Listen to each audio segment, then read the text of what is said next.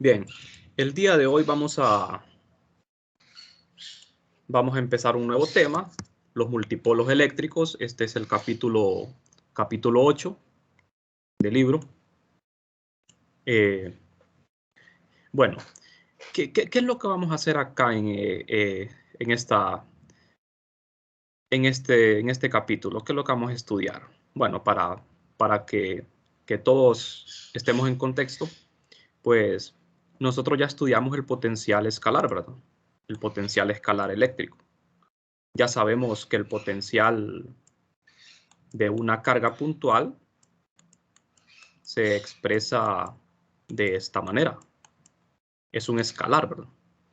Entonces, digamos que esta es la forma general de calcular un potencial. Esta es la forma exacta para una carga puntual. Cuando tenemos una distribución, tenemos que integrar, ¿verdad? Pero para resumirles todo esto, nosotros lo que vamos a hacer acá es un desarrollo en serie de este potencial. Vamos a hacer un desarrollo en una serie infinita, una serie de potencias infinita. ¿Qué obtenemos con ese desarrollo? Pues lo que obtenemos es que eso nos va a dar una ventaja a la hora de calcular el potencial, porque cuando nosotros expresemos este término en infinitos términos de una serie, nosotros vamos a agarrar los primeros términos, que son los más importantes. De manera que es como que dividamos esto en un montón de pedazos, ¿verdad? Y agarremos los pedacitos más importantes, los que sean más relevantes. Entonces, cuando se trate, por ejemplo, de un problema muy complicado en el cual tenemos que integrar para encontrar el potencial, nosotros con el desarrollo multipolar vamos a poder calcular el potencial aproximado de una manera mucho más sencilla. Como ven ustedes, es una aproximación, ¿verdad? Cuando nosotros expandimos esto en una serie de potencias, cada término es una aproximación. O sea que el potencial exacto va a seguir siendo este. ¿De acuerdo? La forma exacta de calcular un potencial va a seguir siendo esta, la que aprendimos en el capítulo 5. Eso es para no perderlo de vista, ¿verdad? Bueno, entonces, vamos a suponer que tenemos una distribución de carga en este volumen y queremos obtener el potencial en un punto de campo P, localizado fuera de la distribución. Entonces, para poder calcular el potencial en este punto P, necesitamos localizar el punto P con un vector de posición R medido a partir del origen. Y a partir del origen, localizamos las cargas puntuales con un vector R'. Este vector R de posición relativa, ya sabemos, ¿verdad?, de que va de la fuente al punto de campo. Bien, entonces, ¿en qué consiste lo que vamos a hacer? Nosotros vamos a expandir el potencial en una serie de potencias, pero tenemos que hacer una suposición para poder hacer esa expansión. Lo que vamos a hacer es lo siguiente. El potencial en el punto P está dado por esto, que ya nosotros conocemos esta expresión, ¿verdad? Es la forma de calcular un potencial de forma exacta. ¿De acuerdo? Entonces, mediante la ley de los cosenos, nosotros podemos escribir R. El R que aparece en el denominador lo podemos escribir de esta forma, usando la ley de los cosenos o planteando los vectores de posición R y R', ¿verdad? Es lo mismo. R y R' es lo mismo. Si nosotros planteamos los vectores estos, vectores de posición, y luego escribimos el vector R, haciendo uso de esta fórmula, podemos obtener esto. ¿De acuerdo? Nada más que con la ley de los cosenos sale mucho más simple, ¿verdad? Bien. Entonces, ¿qué vamos a hacer ahora? Sustituir este R aquí en la expresión. De esta manera. Ahora bien, aquí tenemos dos distancias, R y R sub I. R sub I está primado, aunque aquí no aparece la coma, pero está primado porque depende de las cargas fuente. Todo lo que depende de la fuente tiene que estar primado. Mientras que el R que no está primado es este, ¿verdad? El que no tiene el subíndice I. Coseno de teta I tiene subíndice I, de manera que teta también tiene que estar primada. Porque este R sub I y el teta sub I localizan las cargas primadas, o sea, las cargas fuente, las que dan origen al potencial. Bueno, entonces, necesitamos conocer los detalles de la distribución de las cargas. Ahora bien, vamos a hacer esta suposición nosotros. Vamos a decir de que la distancia del origen al punto de campo es mucho más grande que la distancia que hay del origen a todas las cargas. Recuerden que el R sub I es quien localiza las cargas dentro del volumen. Dentro de este volumen hay un montón de cargas puntuales, que son las cargas fuente. El R sub I es un vector que localiza todas esas cargas. Entonces, como el punto de campo se encuentra muy lejos de la distribución de carga, la distancia R siempre va a ser mayor que las distancias a las cargas. ¿Estamos? Entonces, como R siempre es mayor que R sub I, al dividir R sub I entre R, esto siempre es menor que 1. Siempre va a ser un número menor que 1. ¿Estamos, jóvenes, hasta aquí? Bueno, entonces, podemos hacer un desarrollo en serie de potencias. ¿De acuerdo? Podemos hacer un desarrollo en serie de potencias.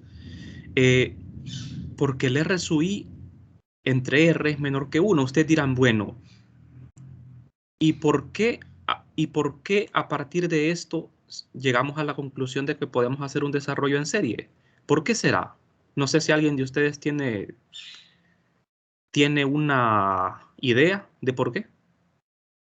Ya ustedes estudiaron series de potencia, ¿verdad? En cálculo. Las series de Taylor, series de Lauren. Ya estudiaron series de potencias. Saben cómo hacer un desarrollo en serie. ¿Qué ventaja me ofrece a mí hacer un desarrollo en serie?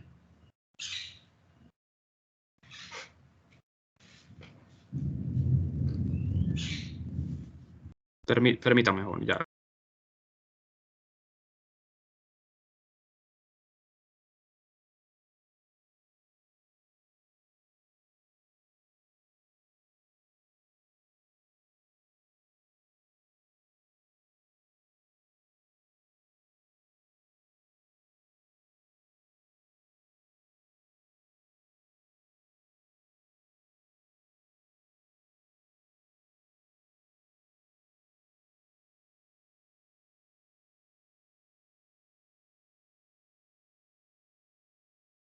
Bien, jóvenes. Les estaba haciendo una pregunta. ¿Por qué, debido a la razón R sub I entre R, podemos hacer un desarrollo en serie? ¿Por qué será?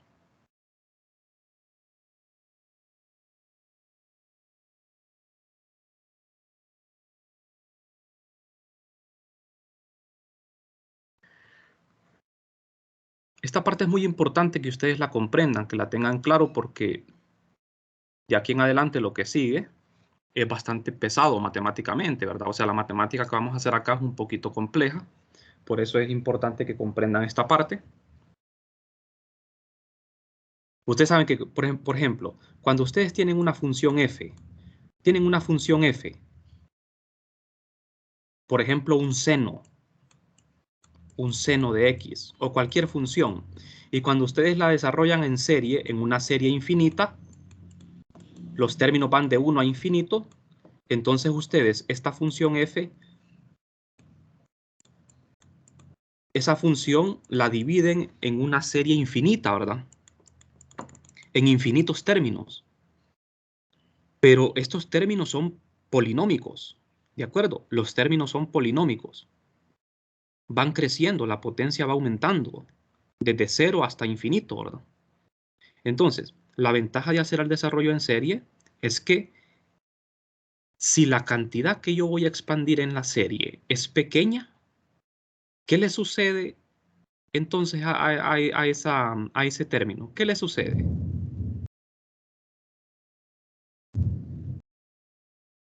¿Qué le sucede? Por ejemplo, imagínense ustedes que X es R sub I entre R. X es R sub I entre R.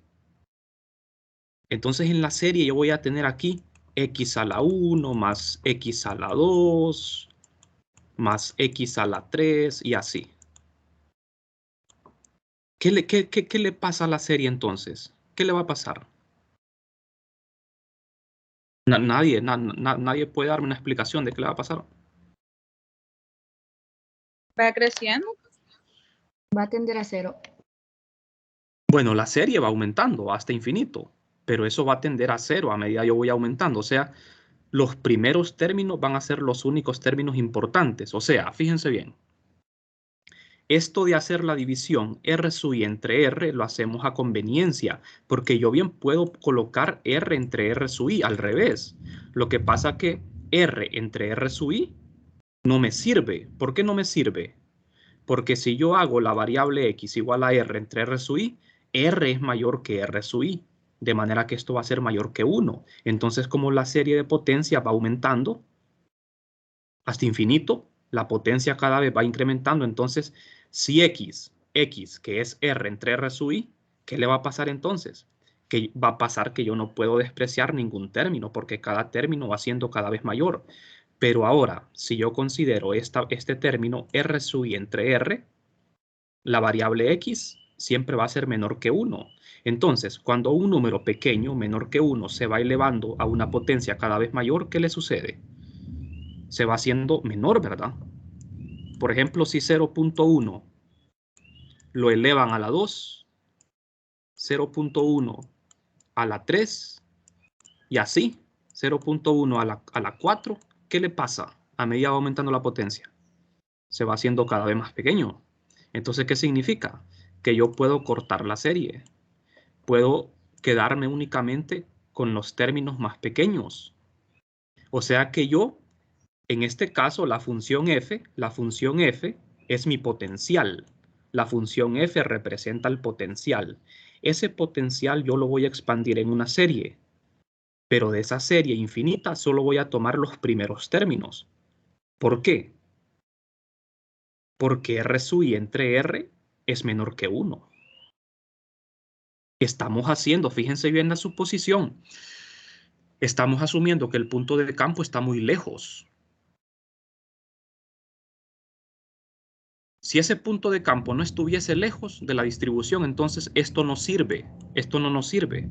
De manera, jóvenes, que lo que ustedes aprendieron en el capítulo 5, a cómo calcular potenciales, sigue siendo la manera más correcta de hacerlo.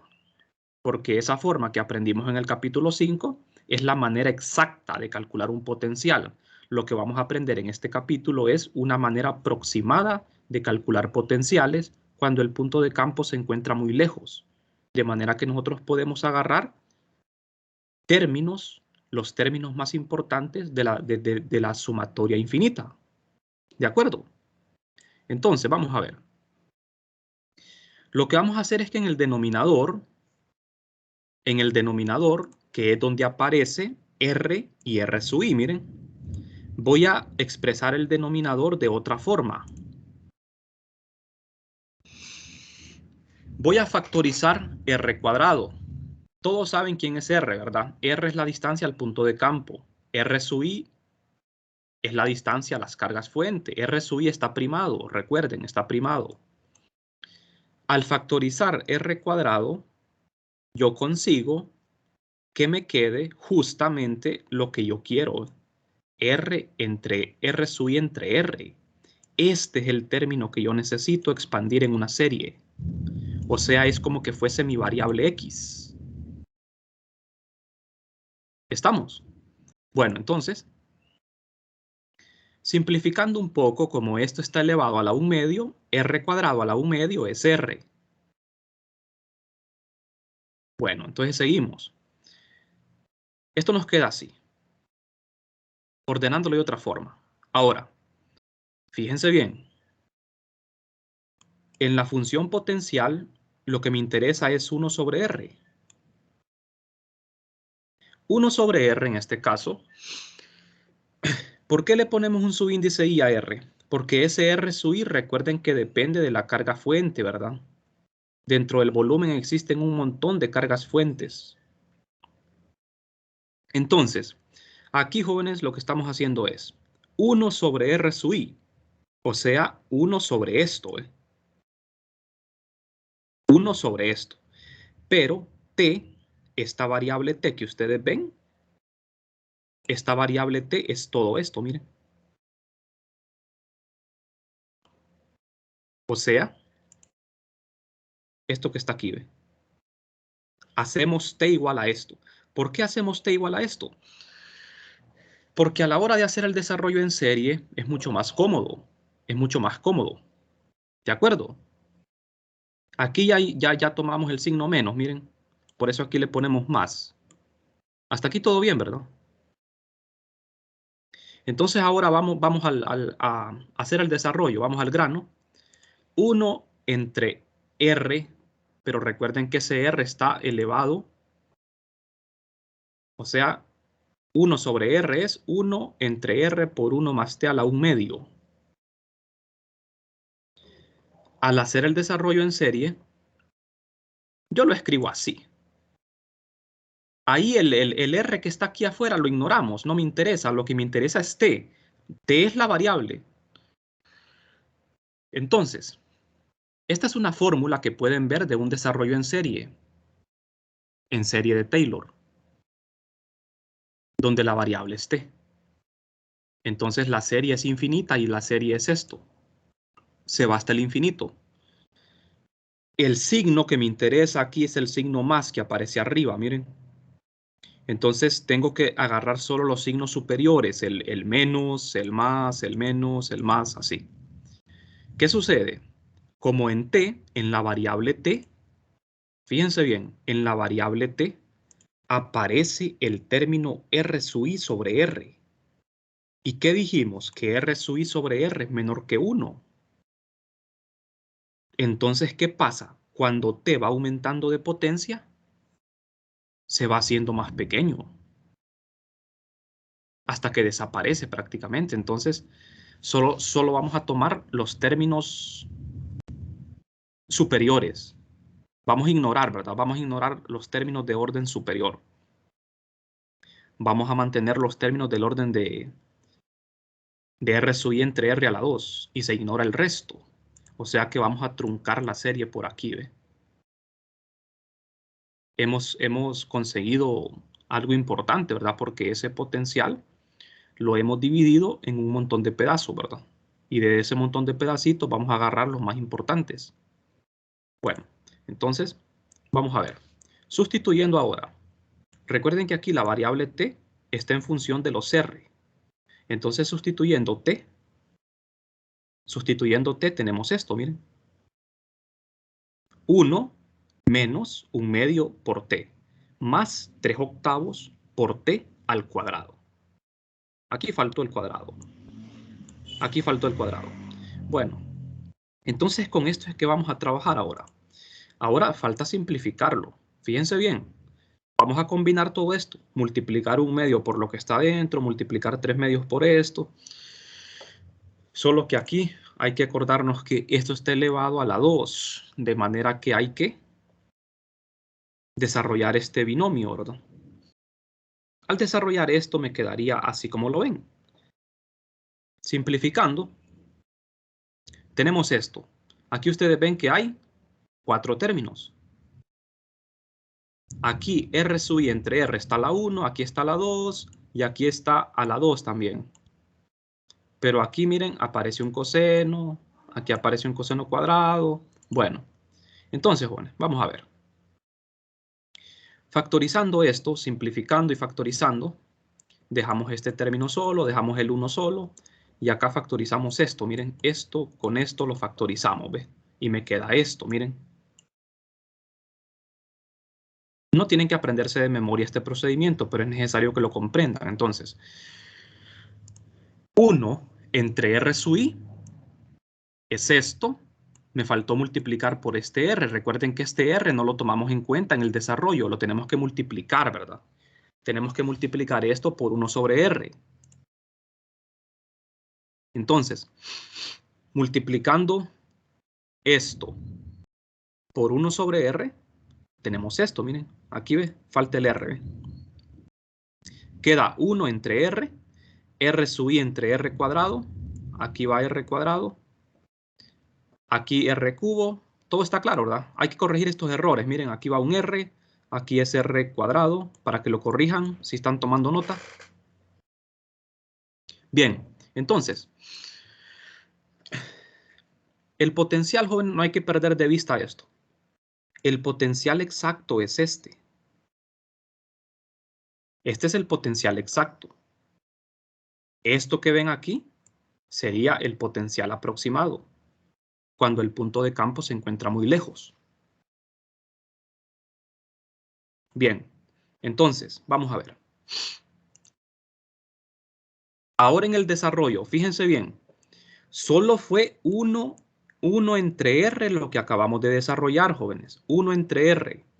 Entonces, 1 entre R, que es esto, lo sustituimos aquí en esta expresión. Al sustituirlo, me queda esto. No sé si alguien tiene alguna duda hasta acá. No sé si vamos bien.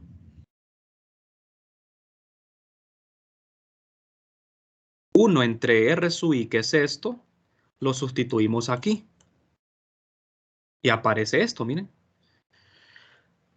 Primer término depende de 1 entre R. Segundo término depende de 1 entre R cuadrado. Y tercer término depende de 1 entre R cubo. Esos tres términos del desarrollo del potencial reciben un nombre en especial. Cada uno recibe un nombre. ¿De acuerdo? Bueno, entonces vamos a ver. Existen Pero otros ahí términos. se paró la serie, ¿verdad? Sí, sí. La serie la cortamos. Fíjese bien. Voy a retroceder acá. O sea, nosotros la serie la cortamos aquí, mire. Nos quedamos con la potencia 2. Hasta la potencia 2 llegamos. Pero sustituimos el t. Recuerde que t es una expresión larga. La sustituimos aquí. Y después la simplificamos. Después de simplificar, hemos llegado a esto. No sé si todo queda claro. Sí, sí, sí. Bien, entonces, vamos a ver. Ustedes pueden ver de que en cada término del potencial, la suma va de 1 a n. Y en cada término aparece R. R es la distancia del origen al punto de campo. La carga Q sub I va de 1 a n. Coseno de teta I, miren. Todo lo que lleva ese subíndice I depende de las cargas fuente. ¿Estamos? Bueno, entonces, esos tres términos reciben un nombre. El primero se llama término monopolar, que depende de 1 entre R. El segundo se llama término dipolar, depende de 1 entre R cuadrado. El tercero se llama término, aquí hay un error, ¿ve? No es dipolar, es cuadripolar o cuadrupolar.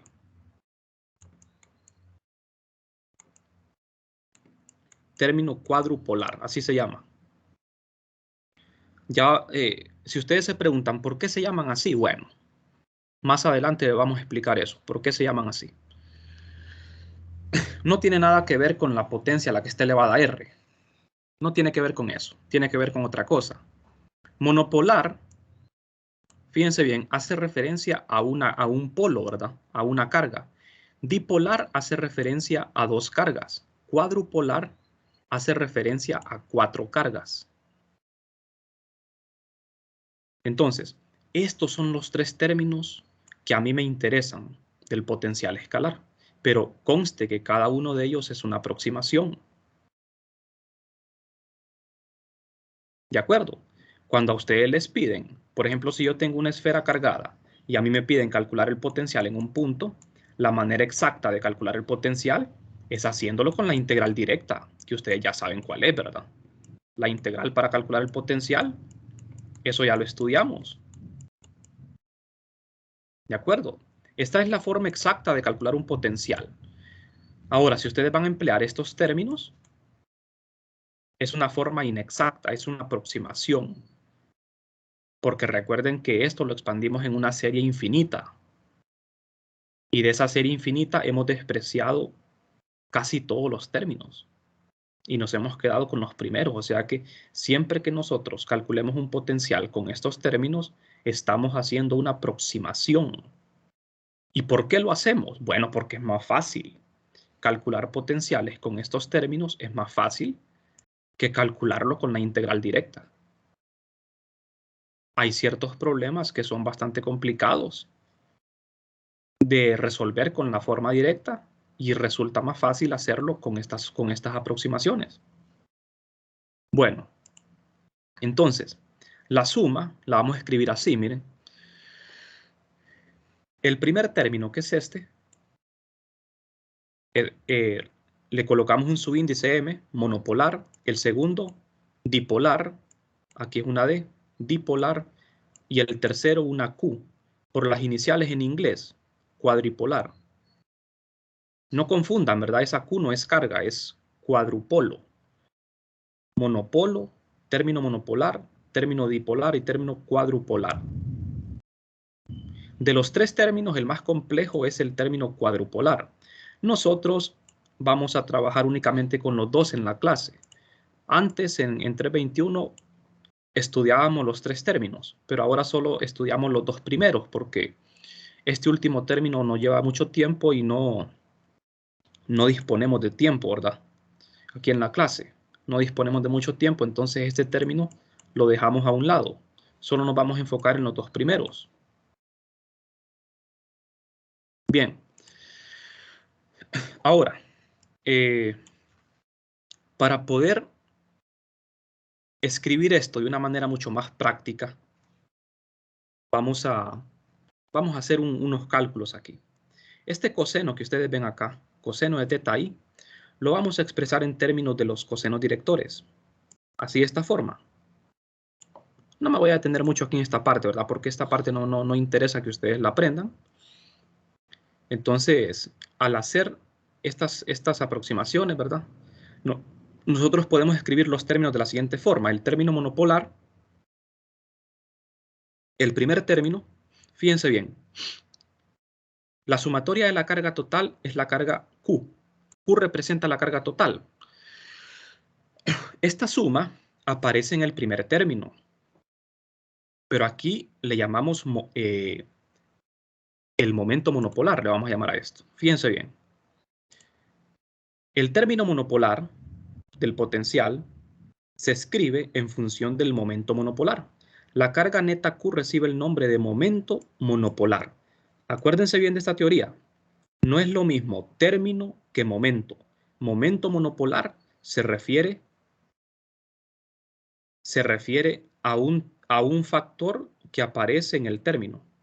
Por ejemplo, aquí, en el primer término del potencial, el momento monopolar es la sumatoria de la carga. Eso de momento no tiene que ver con el momento lineal que aprendieron en física 100, ¿verdad? Aquí ese nombre de momento es un nombre nada más, es un nombre. Entonces el momento monopolar es la suma de la carga total. Vamos con el segundo término, el término dipolar. En el término dipolar es donde vamos a emplear ese coseno de teta i en función de los cosenos directores. Después de hacer una serie de cálculos, fíjense bien. Aquí hay un error aquí. Es R punto esto. Aquí está muy separado. Bien, entonces, vamos a ver. Esta parte es la que agarramos y la expresamos en esta forma, miren. De una manera más conveniente, después de hacer estos cálculos, que lo pueden hacer ustedes en su casa, llegamos a esto. Entonces, vamos a ver. Esta parte que aparece aquí en paréntesis, a esto le llamamos momento dipolar, dipolar eléctrico. Es una sumatoria que va de 1 a n. ¿Quién es n? Es el número de cargas que hay en el volumen. Es el total de cargas. La carga total, la carga Q sub i multiplicada por su respectivo vector, se llama momento dipolar eléctrico. En cada término aparece un momento. En el primer término el momento es momento monopolar. En el segundo término momento dipolar. Y en el tercer término se llama momento cuadrupolar. ¿De acuerdo? Esto es necesario que ustedes se lo aprendan de memoria, miren. A esto se le llama momento dipolar de la distribución. Entonces, al momento dipolar lo vamos a representar con una P. Una diferencia entre el momento monopolar y el momento dipolar es que el momento monopolar es un escalar. El momento monopolar es la suma de la carga. Y el momento dipolar es un vector. Y no es la suma de la carga. El momento, como ustedes ven, es esto. Es la carga, cada carga multiplicada por su respectivo vector. No sé si hasta aquí tienen dudas, jóvenes, en esto. Recuerden que en el volumen hay un montón de cargas. La carga 1, la 2, la 3, y hay un origen. Desde el origen localizamos todas las cargas. Cada distancia es un vector, el vector R sub I. Cada carga se multiplica con su respectiva distancia. A eso se le llama momento dipolar. Fíjense en algo interesante. Tanto el momento monopolar como el momento dipolar dependen de las cargas fuente. No dependen del punto de campo. El punto de campo no importa dónde esté localizado. Los momentos no se afectan. Lo que sí depende del punto de campo, de la distancia al punto de campo, es el término del potencial. No sé si hasta aquí vamos bien.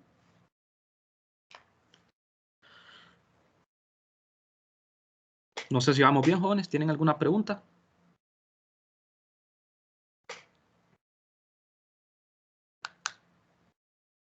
No, todo claro. Bueno, entonces, fíjense bien. Sustituyendo el momento dipolar en el término dipolar, este es el término dipolar. Miren, tiene una D como su índice. Entonces me quedaría P.R unitario. Recuerden que este R unitario y este R son la distancia al punto de campo. Entonces el término dipolar quedaría así. Traten de estudiar mucho esta parte, jóvenes, porque esta parte es fuerte matemáticamente. Tal vez es de los capítulos un poquito más pesados de 321, ¿verdad? Porque matemáticamente, como ustedes ven, hay bastantes cálculos que hacer. Y hay bastantes conceptos, ¿verdad? Diferentes. Por ejemplo, el estudiante confunde lo que es momento con término, ¿verdad? Una cosa es momento y otra cosa es término. Cuando decimos término nos referimos al potencial. Cuando decimos momento nos referimos a una propiedad de la distribución. Cada término del potencial contiene su respectivo momento. Pero eso de momento solo es un nombre. Es un nombre. ¿De acuerdo? Aquí en el término dipolar, recuerden que el potencial es un escalar. Aquí tengo un producto punto. ¿Qué me devuelve un producto punto? Un escalar. ¿De acuerdo? El producto punto de dos vectores es un escalar. Entonces el potencial tiene que ser un escalar. Ahora bien, ¿qué sucede con el momento dipolar si las cargas están distribuidas?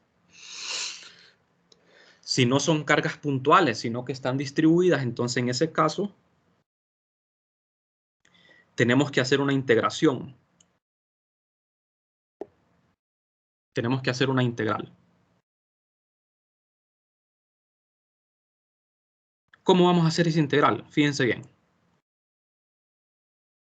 La carga la vamos a expresar como un diferencial, o mejor dicho, para darme a entender. Recuerden que la densidad volumétrica es carga sobre volumen, ¿verdad? Si escribo esto como diferenciales, es d de q entre d de tau. Si despejo para d de q me queda ρ por d de tau multiplicado por r. Este r sub i lo sustituyo por un r' y lo integramos en todo el volumen. Simple, ¿verdad? Este momento dipolar es para una distribución volumétrica. Igualmente lo puedo calcular para una distribución superficial o para una distribución lineal. Ahora, jóvenes, el término cuadripolar, aquí en esta presentación aparece la explicación, pero esto lo vamos a omitir. Como yo les decía, en los últimos años hemos omitido esta parte del término cuadripolar por cuestiones de tiempo, porque este término es bastante complicado. Matemáticamente es mucho más difícil que los anteriores. Cuando hacemos uso del término cuadripolar aparece una cantidad llamada tensores. Un tensor es una generalización de lo que es un vector. Ya es matemática un poco más avanzada, ¿verdad? Entonces esa parte, por razones de tiempo, no la vamos a estudiar. Nos vamos a saltar esta parte. Bueno, no sé si tienen alguna pregunta hasta el momento. Esta parte la saltamos. Bien, nos vamos a quedar por aquí el día de hoy, jóvenes. Creo que es suficiente teoría, ¿verdad? En la clase de mañana vamos a estudiar lo que son propiedades de los momentos monopolar y dipolar. Vamos a ver algunas propiedades de esos momentos, qué sucede cuando cambiamos el origen. Y vamos a hacer problemas, ¿verdad? Cálculos sobre potenciales, usando estos términos. Recuerden que cuando hacemos uso de estos términos, estamos aproximando el potencial. ¿De acuerdo? Estamos aproximando el potencial, pero son aproximaciones muy buenas, dependiendo el punto de campo, ¿verdad? Si el punto de campo está lejos, la aproximación siempre va a ser buena.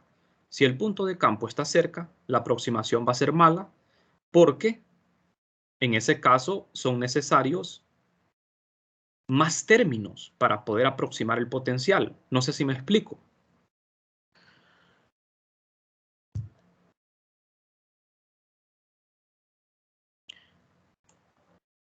Bien, vamos a quedarnos por aquí entonces el día de hoy, jóvenes.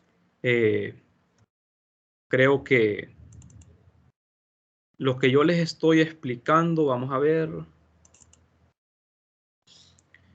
tiene que ver con esta parte. Fíjense bien,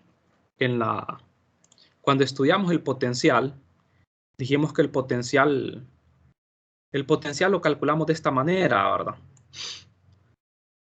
Esta es la forma exacta de calcular un potencial. Después del potencial yo calculo el campo eléctrico por derivación. Entonces nosotros cuando hacemos el desarrollo en serie infinita de este potencial, obtenemos infinitos términos. De los infinitos términos agarramos los 3 primeros, que son los más importantes, y ignoramos el resto. Por eso es que solo es una aproximación. Bueno, entonces vamos a quedarnos por aquí. Continuamos mañana.